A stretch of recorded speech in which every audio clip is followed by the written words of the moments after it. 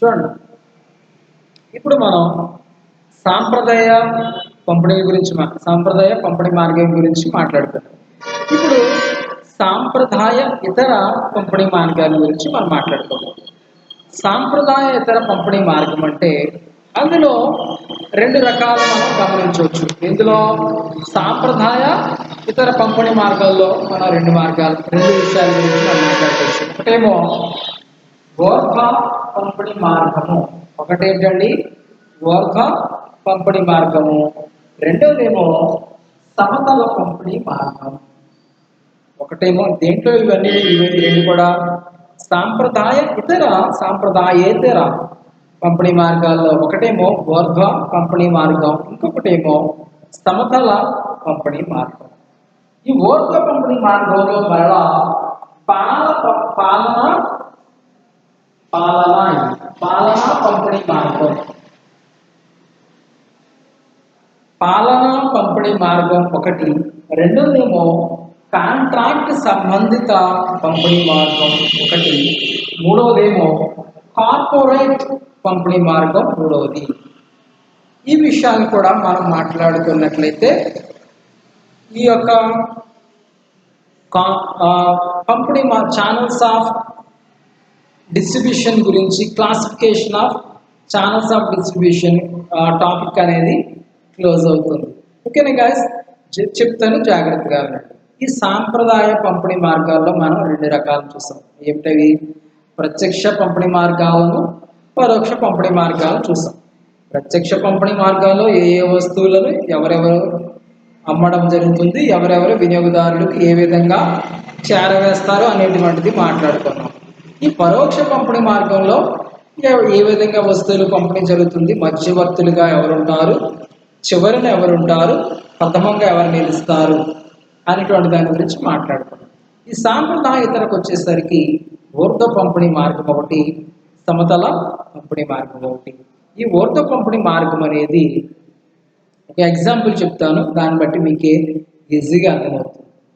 For example, మీరు ఒక train journey చేస్తున్నారు, లేదా ఒక ఫ్లైట్ జర్నీ చేస్తున్నారు. బస్ జర్నీ కాదులండి. బస్ జర్నీ అంటే ఒక వితిన్ అవర్స్లోనే మీరు దిగిపోతారు. ఎక్కడ కావాలంటే మనం అక్కడ ఆఫ్ చేసి, మనకి ఏవైనా ఆకలిగా ఉన్నటువంటి సందర్భంలో మనం ఆహారం తీసుకుంటూ ఉంటాం. That was fine. అయితే ఈ యొక్క ఫ్లైట్ జర్నీస్ కానివ్వండి, ట్రైన్ జర్నీస్ కానివ్వండి, డేస్ పడుతూ ఉంటాయి. కాబట్టి మీరు గాలిలో వ్యవహరిస్తూ ఉంటారు. కాబట్టి ఏం చేస్తారంటే ఈ విమానయాన సంస్థ వద్దకు వెళ్ళి, అంటే ఏరోప్లేన్ డిపార్ట్మెంట్ దగ్గరికి వెళ్ళి, అంటే ఎయిర్పోర్ట్ అథారిటీ వాళ్ళ దగ్గరికి వెళ్ళి ఈ ఫుడ్ని ఉత్పత్తి చేసే విధానాలు ఉంటారు చూసారా, అంటే ఈ ఫుడ్ని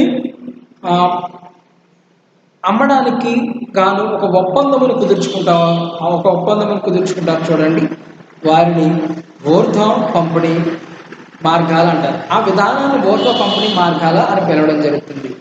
అంటే ఏమిటి అని ఆలోచన చేసినట్లయితే, ఫర్ ఎగ్జాంపుల్ ఏరోప్లేన్లో మీరు ప్రయాణిస్తున్నారు అనుకున్నాం, ఫ్లైట్ జర్నీ చేస్తున్నారు. ఫ్లైట్ జర్నీలో మీకు ఫుడ్ ప్రొవైడ్ చేయాలి. ఫ్లైట్ జర్నీలో మీకు ఫుడ్ ప్రొవైడ్ చేయడానికి గాను వాళ్ళు ఏం చేస్తారంటే, ఆ ఏరోప్లేన్ డిపార్ట్మెంట్ వాళ్ళు, అంటే ఎయిర్ ఇండియా వాళ్ళకి కావచ్చు, సమ్ అదర్ ఎయిర్ కంపెనీ వాళ్ళు కావచ్చు, వారు ఏం చేస్తారంటే ఈ ఫుడ్ని ప్రొవైడ్ చేసేటువంటి ఒక మంచి కంపెనీతో కొలాబరేట్ అవుతారు. ఏమండి, కొలాబరేట్ అయ్యి ఫుడ్ని వీళ్ళ వద్ద నుంచి వీళ్ళు రిసీవ్ చేసుకుంటారు. అయితే మీకు ఇక్కడ ఒక విషయాన్ని కూడా నేను వ్యక్తపరచాలి. అదేమిటంటే, కొన్ని కంపెనీస్ అయితేనేమో వాళ్ళే ఫుడ్ ప్రొవైడ్ చేసేస్తూ ఉంటారు. దానిపైన మనం కాన్సన్ట్రేట్ చేయలేము. ఇంతమందంతా పెద్ద వ్యవహారాలు, పెద్ద తరహా వ్యాపారము అని భావించిన వాళ్ళు ఏం చేస్తారంటే, ఈ ఫుడ్ డిపార్ట్మెంట్ ఫుడ్ డిపార్ట్మెంట్ ఏదైతే ఉందో దాన్ని ఒక కాంట్రాక్ట్ ప్రాతిపదికన వేరే వాళ్ళకి ఇచ్చేయడం అనేది జరుగుతుంది. For example, the biggest airlines in the world, Etihad airlines ఉంది. ఏ ఎయిర్లైన్స్ అండి? ఇతిహాద్ ఎయిర్లైన్స్ ఉంది. ఇతిహాద్ ఎయిర్లైన్స్ ఎక్కడ ఉంటుందండి? దుబాయ్లో ఉంటుంది, అబుదాబిలో ఉంటుంది. It was a very biggest one in this world. ప్రపంచంలోనే చాలా పెద్ద తరహా ఎయిర్లైన్స్ అండి. ఆ ఎయిర్లైన్స్లో ఫుడ్ని ప్రొవైడ్ చేయాలి. అంటే ఏదో ఏదైతే అప్పుడొక ఫ్లైట్ వస్తుంది, దానికి ఫుడ్ ప్రొవైడ్ చేయడం చాలా ఈజీ టాస్క్ అని అనుకుంటారు. But that was not a easy task, that was the toughest task. ఎందుకంటేనండి, ఒక ఫ్లైట్ జర్నీ చేసేటప్పుడు ఆ ఫ్లైట్ జర్నీలో అనేక దేశాలకు చెందినటువంటి వ్యక్తులు ఉంటారు. ఏమండి, అనేక దేశాలకు, అనేక సంస్కృతులకు, అనేక ఆచారాలకు సంబంధించినటువంటి వ్యక్తులు ఉంటారు. వాళ్ళు ఏది పడితే అది తినడానికి ప్రయారిటీ ఇవ్వరు. వాళ్ళకి నచ్చినటువంటి ఫుడ్ని, వారు తినగలిగే ఫుడ్ని, వాళ్ళు ఇష్టపడేటువంటి ఫుడ్ని మనం ప్రొవైడ్ చేస్తూ ఉండాలి. ఏమండి, ప్రొవైడ్ చేస్తూ ఉండాలి. అందుకు గాను వాళ్ళు ఏం చేస్తారంటే, ఈ ఈ ఫ్లైట్ ఎప్పుడైతే మనకి స్టార్ట్ అవుతుందో, లేదంటే మనం ఎప్పుడైతే టికెట్ బుక్ చేసుకుంటూ ఉంటామో, ఆ టికెట్ బుక్ చేసుకునేటువంటి సందర్భంలో, లేదంటే ఫ్లైట్ జర్నీ స్టార్ట్ అయ్యేటువంటి సందర్భంలో మనకు కావాల్సిన ఫుడ్ని ఆర్డర్ పెట్టుకుంటూ ఉంటాం. ఎయిర్ హోస్టల్స్ ఉంటారు, ఆ ఎయిర్ హోస్టల్స్ ద్వారా మనం ఫుడ్ని ఆర్డర్ పెట్టుకోవడం. సో మనకు నచ్చిన ఫుడ్ని మనం గాల్లో ఎగురుతుండగానే చక్కటి మంచి ఫుడ్ని తీసుకొచ్చి మీకు ఇస్తూ ఉంటారు. అయితే ఇక్కడ ఒక ఎయిర్లైన్స్ ఎందుకు చెప్తున్నారంటే వాళ్ళని వారి యొక్క ఎయిర్వేస్లోను, ఎయిర్ బసెస్లోను జర్నీ చేసేటువంటి కస్టమర్కి సంబంధించిన ఫుడ్ని వీళ్ళే ప్రిపేర్ చేస్తూ ఉంటారు. వీళ్ళే ప్రిపేర్ చేసి, అంటే వాడి యొక్క కస్టమర్స్కి వాళ్ళే ది బెస్ట్ ఫుడ్ని అందించాలి, ది బెస్ట్ ఫుడ్ని ఇవ్వాలి అనేటువంటి ఉద్దేశంతో వాళ్ళు ఆ విధానాన్ని అవలంబిస్తూ ఉంటారు. సో ఆ సిచ్యువేషన్ బట్టి, ఆ యొక్క నిర్ణయాన్ని బట్టి ఏం జరుగుతుందంటే, ఎవరైతే వారి యొక్క కస్టమర్స్ ఉన్నారో వాళ్ళకి అత్యుత్తమైనటువంటి పంపిణీ మార్గంగా ఈ ఫుడింగ్ని ఇవ్వడం అనేది జరుగుతుంది. సో అలా మనం చెప్పుకున్నటువంటి ఈ ఊర్ధ్వ పంపిణీ విధానం చూస్తారు. ఈ విధానాన్ని అంతటినీ కలిపి ఊర్ధ్వ పంపిణీ మార్గం అని పిలవడం జరుగుతుంది. ఓకేనా గైస్, ఈ ఊర్ధ్వ పంపిణీ మార్గం ఎందుకు అంటే వారు అనుసరించేటువంటి విధానానికి కొన్నిటి షరతులను నియమించి ఈ పెద్ద తరహా సంస్థలు కానివ్వండి, చిన్న తరహా సంస్థలు కానివ్వండి, వేరొకరితో కుదుర్చుకున్నటువంటి ఒప్పందమును ఊర్ధ్వ పంపిణీ మార్గం అని పిలవడం జరుగుతుంది. ఊర్ధ్వ పంపిణీ మార్గం అని పిలవడం జరుగుతుంది. ఓకేనా గైస్, రెండవగా చూసుకున్నట్లయితే సమతల పంపిణీ మార్గం ఏమిటండి? సమతల పంపిణీ మార్గం అంటే ఏమిటి? సమతల పంపిణీ మార్గం అంటే ఒక వస్తువుని కానీ సేవను కానీ పంపిణీ చేయడానికి గాను అనేక సంస్థలు కలిసి ఒకే చోట పని చేయడాన్ని మనం ఏం పిలుస్తారంటే సమతల పంపిణీ మార్గం అంట. సమతలం అంటే ఈక్వల్. ఏమని పిలుస్తారండి? ఈక్వల్ అంటే సమానము అని పిలవడం జరుగుతుంది. అంటే ఒకే చోట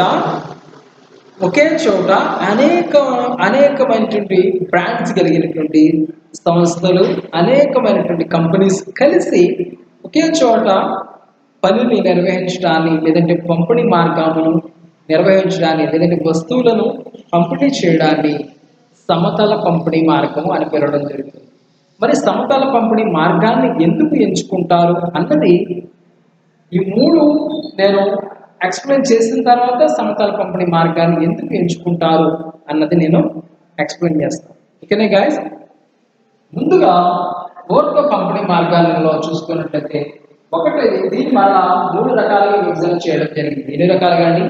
3 రకాలుగా. ఒకటేమో పాలనా పంపిణీ, రెండవదేమో కాంట్రాక్ట్ సంబంధిత పంపిణీ మార్గం, మూడవదేమో కార్పొరేట్ పంపిణీ మార్గం. ఒకటేమో పాలనా పంపిణీ మార్గం, ఇంకొకటేమో కార్పొరేట్ పంపిణీ మార్గం, కార్పొరేట్ కాదండి, కాంట్రాక్ట్ సంబంధిత పంపిణీ మార్గం, మూడోదేమో కార్పొరేట్ పంపిణీ మార్గం. సో పాలనా పంపిణీ మార్గం అంటే ఏంటో చెప్తాను వినండి.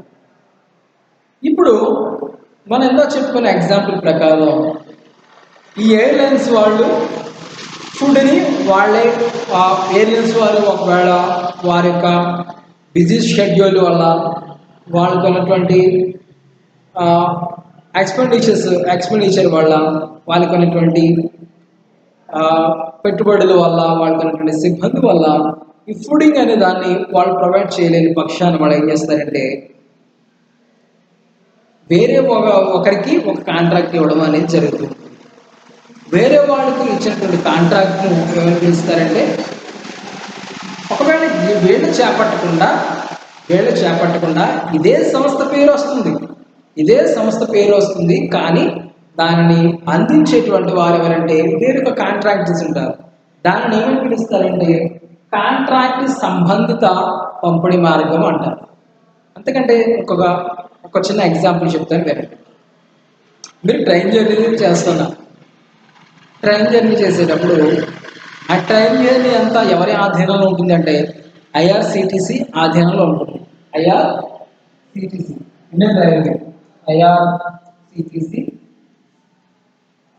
ఇండియన్ రైల్వేస్ అండి. ఐఆర్సిటిసి ఆధీనంలో ఉంటుంది. ఏమిటి, మీరు టికెట్ తీసుకున్నప్పటి నుంచి మిమ్మల్ని గమ్యస్థానానికి చేర్చడం వరకు పూర్తి బాధ్యత ఐఆర్సిటిసి వాళ్ళదే. అయితే మధ్యలో మీరు అంటే 1 డే లేదంటే ఒక 12 hours 14 hours వరకు మీరు జర్నీ చేసేటువంటి సందర్భంలో మీరు ఏం చేస్తారంటే ఫుడ్ తీసుకోవడానికి ప్రియారిటీ ఇస్తుంటారు. అయితే ఐఆర్సిటిసి వాళ్ళు మీకు ఫుడ్ బుక్ చేసుకోవడానికి వస్తారు. అలా ఫుడ్ బుక్ చేసుకునేటువంటి సందర్భంలో ఏం జరుగుతుందంటే, ఇక్కడ మీరు స్టార్టింగ్ ప్లేస్లో ఫుడ్ ఆర్డర్ చేస్తారు, ఫలానా స్టేషన్లో మీకు ఫుడ్ని ప్రొవైడ్ చేస్తారు. అందుకుగాను ఈ ఐఆర్సిటిసి వాళ్ళు దాన్ని యాక్చువల్గా ఐఆర్సిటిసి వాళ్ళే ఫుడ్ ప్రొవైడ్ చేయొచ్చు, లేదా వీళ్ళు ఐఆర్సిటిసి వాళ్ళు ఫుడ్ ప్రొవైడ్ చేయటువంటి పక్షాన ఏం చేస్తారంటే కాంట్రాక్టర్స్ను నియమిస్తారు. ఎవరిని నియమిస్తారండి? కాంట్రాక్టర్స్ను నియమిస్తారు. సో అలా కాంట్రాక్టర్స్ను నియమించినందుకు గాను వీరికి మధ్యన ఒక ఒప్పందాన్ని కుదుర్చుకుంటారు. ఏం చేస్తారండి? వీరికి మధ్యన ఒక ఒప్పందాన్ని కుదుర్చుకుంటారు. ఒక ఒప్పందాన్ని కుదుర్చుకుని వారితో కుదుర్చుకున్నటువంటి ఒప్పందం మేరకు ఆ ఫుడ్ని ప్రొవైడ్ చేస్తూ ఉంటారు. ప్రొవైడ్ చేసిన ఫుడ్కి గాను వాళ్ళు ఆ కస్టమర్స్ ఎవరైతే ఉన్నారో వాళ్ళు అమౌంట్ని వీరికి ఇచ్చేయడం జరుగుతుంది. అయితే ఆ ప్లేస్లో, ఆ లొకేషన్లో వీరి యొక్క వ్యాపారాన్ని స్టార్ట్ చేసినందుకు గాను, వ్యాపారాన్ని ప్రారంభించుకున్నందుకు గాను పరిహారకు వచ్చి ఎంత అమౌంట్ అని చెప్పి ఐఆర్సిటీస్కి వీళ్ళు ఇచ్చేయడం జరుగుతుంది. దాన్ని ఏమని పిలుస్తారంటే కాంట్రాక్ట్ సంబంధిత పంపిణీ మార్గం. అంటే ఇక ఐఆర్సిటీసీ వాళ్ళలో ఏదైనా మీరు మూవీస్లో చూస్తూ ఉంటారు, ఇక ఐఆర్సిటీసీ తరఫున ఫుడ్ ప్రొవైడ్ చేస్తున్నారంటే అది ఐఆర్సిటీసీ వాళ్ళకి సంబంధం ఉండదు. యాక్చువల్లీ దాని గురించిన వివరణ ఇవ్వాల్సింది ఐఆర్సిటీసీ వాళ్ళు అయినప్పటికీ కూడా పరోక్షంగా లేదంటే ప్రత్యక్షంగా దాన్ని ఎవరు తయారు చేశారంటే బయట ఉన్నటువంటి కాంట్రాక్ట్ ఎవరికైతే ఇచ్చారో వాళ్ళు దానిని రెడీ చేసి ప్రొవైడ్ చేయడం అనేది జరుగుతుంది. ఏమైనా కంప్లైంట్స్ వచ్చినా మనం ఏమనుకుంటామంటే క్వాలిటీ ఫుడ్ పెట్టలేదు, క్వాలిటీ ఫుడ్ అరేంజ్ చేయలేదని ఐఆర్సిటీసీ వాళ్ళు మనం అనుకుంటాం. బట్ యాక్చువల్లీ దాన్ని ప్రొవైడ్ చేసిన వాళ్ళు ఎవరు, దాని కాంట్రాక్టర్స్ ఎవరంటే వేరొక డిపార్ట్మెంట్ ఉంటుంది. అందుకంటే ప్రత్యక్షంగా పరోక్షంగా వేరే ఒకరు ప్రొవైడ్ చేయడం అనేది జరుగుతుంది. దాన్ని కాంట్రాక్ట్ సంబంధిత పంపిణీ మార్గాలను పిలవడం జరుగుతుంది. అయితే పాలనా పంపిణీ మార్గం అంటేనేమో ఇందా చెప్పాను చూడండి, ఇతిహాద్ డిపార్ట్మెంట్ వాళ్ళు, ఇతిహాద్ ఎయిర్లైన్స్ వాళ్ళు. ఆ ఇతిహాద్ ఎయిర్లైన్స్లో అది వారి యొక్క ఇతిహాద్ ఎయిర్లైన్స్ వారి యొక్క ఫ్లైట్స్ కానివ్వండి, వారు చేసేటువంటి ఎక్స్పెండిచర్ కానివ్వండి, వారి యొక్క కంపెనీ యొక్క ఎయిర్పోర్ట్స్ కానివ్వండి చాలా లగ్జరీస్గా ఉంటాయి, చాలా లగ్జరీగా ఉంటాయి. ముస్లిమ్స్ కంట్రీస్ కదండి, ఇతిహాద్ అంటే అబ్రాడ్ అంటే యుఏఈ, యునైటెడ్ అరబ్ ఎమిరేట్స్ కంట్రీస్లో ఉంటాయి కాబట్టి చాలా రిచెస్ట్గా ఉంటాయి. సో అలా రిచెస్ట్గా ఉన్నటువంటి సందర్భంలో ఏం చేస్తారంటే, ఒకవేళ మనం ఎవరికైనా కాంట్రాక్ట్గా ఈ ఫుడ్ ప్రొవైడింగ్ని కాంట్రాక్ట్గా వేరే వాళ్ళకి ఇచ్చినట్లయితే,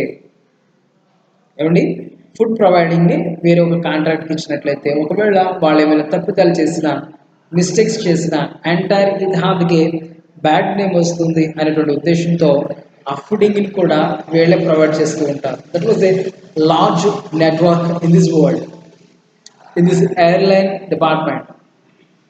ఎయిర్లైన్స్లో కల్లా ఇతిహాద్ వాళ్ళు కలిగి ఉన్నటువంటి airlines that was a very biggest airlines in the world. చాలా చాలా వ్యాస్ట్ నెట్వర్కింగ్ కలిగినటువంటి ఎయిర్లైన్స్ ఇతిహాద్ ఎయిర్లైన్స్. అంత పెద్ద నెట్వర్క్ కలిగినటువంటి ఎయిర్లైన్స్కి ఏమైనా నష్టం వస్తుందేమో, ఏమైనా సంథింగ్ ఏదైనా డిస్టర్బెన్స్ జరిగి ఆ కంపెనీకి బ్యాడ్ నేమ్ వస్తుందేమో ఉద్దేశంతో ఏం చేస్తారంటే ఫుడ్ని కూడా వాళ్ళే నేరుగా వాళ్ళే ప్రొవైడ్ చేయడం జరుగుతుంది. దానిని మనం పాలనా పంపిణీ మార్గంగా చెప్పుకోవచ్చు. అయితే డిఫరెంట్ కంట్రీ పర్సన్స్ ఉంటారు, డిఫరెంట్ కైండ్ పీపుల్ ఉంటారు. వాళ్ళందరినీ సాటిస్ఫై చేయడానికి వారే నేరుగా పంపిణీ చేస్తుంటారు. దాన్ని పాలనా పంపిణీ మార్గం అని పిలవడం జరుగుతుంది. అది పాలనా పంపిణీ మార్గం. కాంట్రాక్ట్ సంబంధిత పంపిణీ మార్గం గురించి ఆల్రెడీ చెప్పుకోవడం జరిగింది. ఆ తర్వాత కార్పొరేట్ పంపిణీ మార్గం అంటే ఒక సేవని కానీ ఒక వస్తువుని కానీ ఏమండి ఒక సేవని కానివ్వండి ఒక వస్తువుని కానివ్వండి తయారు చేసి వెనువెంటనే పంపిణీని కూడా వారే చేపట్టినట్లయితే వారిని కార్పొరేట్ పంపిణీ వ్యవస్థ లేదా కార్పొరేట్ పంపిణీ మార్గాలుగా మనం చెప్పుకోవడం జరుగుతుంది అనమాట. వీరిని కార్పొరేట్ పంపిణీ మార్గాలుగా మనం చెప్పడం జరుగుతుంది, ఈ కార్పొరేట్ పంపిణీ మార్గం. అయితే ఈ మూడు కూడా ఊర్ధ్వ పంపిణీ మార్గానికి సంబంధించినటువంటి రకాలుగా మనం భావిస్తూ ఉంటాం. అయితే మరి సమతల పంపిణీ మార్గం అంటే ఏంటో చెప్పడం జరిగింది. సమతల పంపిణీ మార్గం అంటే అనేక కంపెనీలు లేదా అనేక సంస్థలు ఒకే చోటకు చేరి తన యొక్క మార్కెటింగ్ను చేయడాన్ని సమతల పంపిణీ మార్కెటింగ్ అంటారు. అంటే ఒకే చోట చేరి వారి యొక్క వస్తువులను పంపిణీ చేయడాన్ని సమతల పంపిణీ మార్గం అని పిలవడం జరుగుతుంది. మరి ఎందుకు ఈ సమతల పంపిణీ మార్గాన్ని అవలంబిస్తారు, ఎందుకు ఈ సమతల పంపిణీ మార్గాన్ని చేపడతారు అని మీకు సందేహం వచ్చినట్లయితే దానికి గల ప్రధానమైనటువంటి కారణం ఏమిటంటే, మొదటిగా మార్కెట్ యొక్క పరిధి లేదా విస్తృతం ఎక్కువగా ఉండటం. మార్కెట్ యొక్క విస్తృత పరిధి అధికంగా ఉండడం. ఎప్పుడైతే మనం మార్కెట్ యొక్క పరిధి అధికంగా ఉందో దాన్ని మనం కంట్రోల్ చేయడం మన వల్ల కాదు, మనం చేయలేకపోతున్నాం, కష్టతరం అని భావించినప్పుడు వేరొక కంపెనీతో కొలాబరేట్ అవుతూ ఉంటారు. సో వేరొక కంపెనీతో ఎప్పుడైతే కొలాబరేట్ అవుతూ ఉంటారో వారికి అయ్యేటువంటి ఎక్స్పెండిచర్ కూడా మనం చాలా వరకు తగ్గించడానికి అవకాశం ఉంది. వారికి అయ్యేటువంటి ఎక్స్పెండిచర్ ఏదైతే ఉందో దాన్ని చాలా వరకు తగ్గించడానికి చాలా అవకాశం ఉంటుంది. అంటే మీరు గమనించినట్లయితే ఇప్పుడు చూడండి, చాలా నేషనలైజ్డ్ బ్యాంక్స్ ఏమవుతున్నాయండి, మెర్జ్ అయిపోతున్నాయి, కొలాబరేట్ అయిపోతున్నారు. ఇప్పుడు రీసెంట్గా ఏం జరిగింది, ఆంధ్ర బ్యాంక్ సమాధానం ఇంకొక బ్యాంక్ ఉంది కదండి, ఆ బ్యాంక్ రెండు కలిపి ది యూనియన్ బ్యాంక్ కింద మెర్జ్ అవ్వడం జరిగింది. యూనియన్ బ్యాంక్ కింద కలిసిపోవడం అనేది జరిగింది. ది యూనియన్ బ్యాంక్ అయింది. అంటే ఏమిటి, వారి పైన చేసేటువంటి ఎక్స్పెండిచర్ దాన్ని తగ్గించుకుని ఆదాయాన్ని రాబట్టుకోవడం. It was a prime factor to collaborate to collaborate.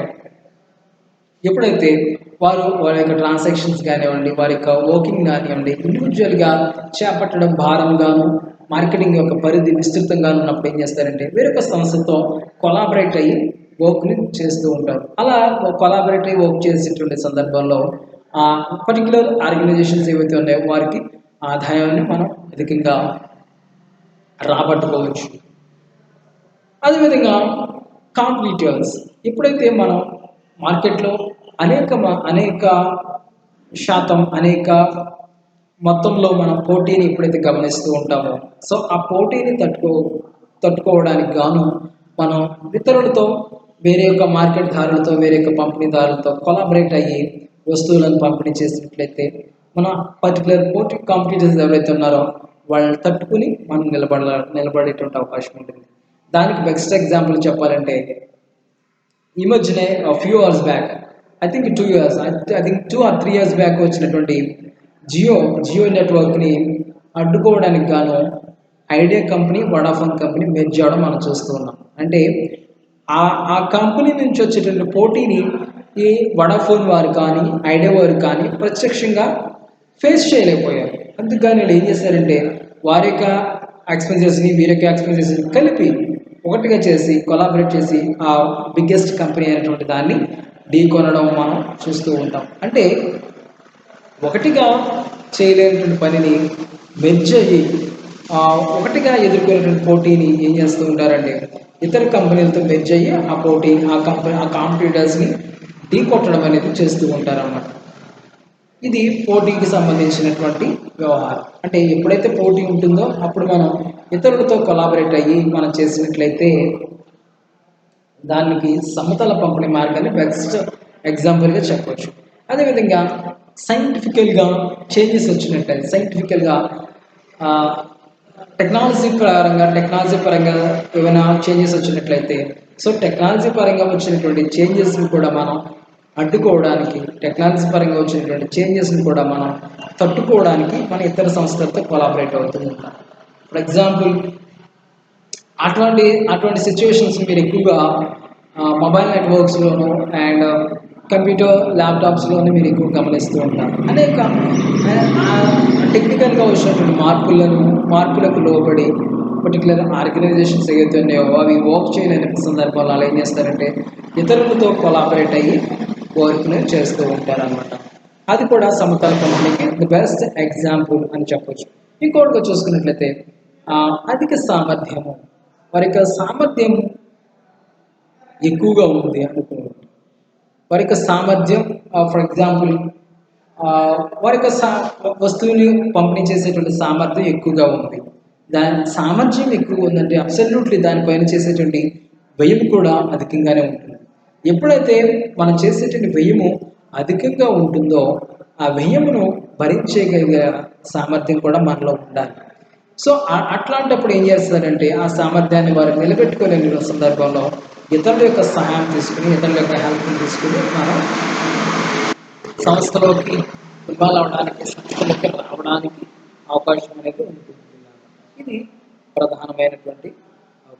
ప్రధానమైనటువంటి అంశంగా చెప్పచ్చు. అదేవిధంగా వినియోగదారులు చేంజెస్ అవుతూ ఉన్నప్పటికీ కూడా అంటే ఒక సంస్థ నుంచి ఇంకొక సంస్థకి వినియోగదారుల మారడం వల్ల వచ్చేటువంటి డిమాండ్ని బట్టి కూడా మనం సమతల పంపిణీ మార్గాన్ని చూస్ చేసుకోవచ్చు. అంటే ఫర్ ఎగ్జాంపుల్ ఒక 2 రకాలైనటువంటి మొబైల్ మ్యానుఫ్యాక్చరింగ్ కంపెనీస్ ఉన్నాయి. 2 రకాలైనటువంటి మొబైల్ మ్యానుఫ్యాక్చరింగ్ కంపెనీస్ నుంచి వినియోగదారులు అటు నుంచి ఇటు షిఫ్ట్ అవుతున్నారు. సో అలా షిఫ్ట్ అవుతూ ఉండిన సందర్భాల్లో ఒక కంపెనీకి డిమాండ్ వస్తుంది, ఒక కంపెనీకి ఒక సందర్భంలో, ఇంకొక కంపెనీకి మరో సందర్భంలో, ఒక కంపెనీకి ఒక సందర్భంలో డిమాండ్ అనేది ఏర్పడుతుంది. సో ఆ డిమాండ్ని బట్టి కూడా మనం ఈ సమతల పంపిణీ మార్గాన్ని ఎంచుకోవచ్చు. అంటే కొలాబరేట్ అయ్యి అనేక కంపెనీలు కొలాబరేట్ అయ్యి వస్తువుని ఉత్పత్తి చేయొచ్చు. అదేవిధంగా ఆర్థిక పరమైనటువంటి నష్టాన్ని ఎదుర్కోవడానికి కూడా ఈ సమతల పంపిణీ మార్గాన్ని ఎంచుకోవచ్చు. అంటే ఫర్ ఎగ్జాంపుల్ మనం మార్కెట్ పరిధి విస్తృతంగా ఉంది. మార్కెట్ పరిధి విస్తృతంగా ఉంది అంటే దానిపైన మనం చేసేటువంటి కాస్ట్ ఏదైతే ఉందో, మనం దానిపైన చేసేటువంటి ఎక్స్పెన్సెస్ ఏదైతే ఉందో అది కూడా ఎక్కువగానే ఉంటుంది. సో అలా చేసేటువంటి సందర్భంలో కూడా మనం ఏం చేయొచ్చు అంటే వినియోగదారుని టార్గెట్ చేసి వినియోగదారుని చేరవేయడానికి ఆ నష్టభయాన్ని తగ్గించుకోవడానికి ఇతర సంస్థలతో మనం మెర్జ్ అయ్యి వస్తువును వినియోగదారునికి చేరవేయచ్చు. ఓకేనా గాయస్, ఇది మనం సాంప్రదాయ ఇతర పంపిణీ మార్గాలకు సంబంధించినటువంటి వివరణ. అయితే సాంప్రదాయ ఇతర పంపిణీ మార్గాలకు సంబంధించినటువంటి వివరణ ఇది. సాంప్రదాయ ఇతర అనొచ్చు, సాంప్రదాయ రహిత అనొచ్చు. దానికి సంబంధించి 2 రకాలుగా మనం చెప్పుకోవడం జరిగింది. ఆ 2 రకాల్లో ఒకటి ఊర్ధ్వ పంపిణీ మార్గం, ఒకటి రెండోదేమో సమతల పంపిణీ మార్గం. ఒకటేమో ఊర్ధ్వ పంపిణీ మార్గము, రెండోది సమతల పంపిణీ మార్గం. ఈ ఊర్ధ్వ పంపిణీ మార్గంలో ఒకటేమో పాలనా పంపిణీ మార్గం, రెండోదేమో కాంట్రాక్ట్ సంబంధిత పంపిణీ మార్గం, మూడోదేమో కార్పొరేట్ పంపిణీ మార్గం. ఈ విధంగా మనం classification of channels of distribution గురించి మనం మాట్లాడుకోవచ్చు. ఈ రోజున ప్రమోషన్ గురించి, డిస్ట్రిబ్యూషన్ గురించి నిర్వచనము, దాని యొక్క మీనింగు వివరణ and classification of channels of distribution గురించి ఈరోజు మనం మాట్లాడుకోవడం జరిగింది. ఓకేనా గైస్, నేను మళ్ళా నెక్స్ట్ క్లాస్లో ఇది కాన్సెప్ట్ని ముందుకు తీసుకువెళ్తాను. ఓకేనా, take care guys, have a nice day.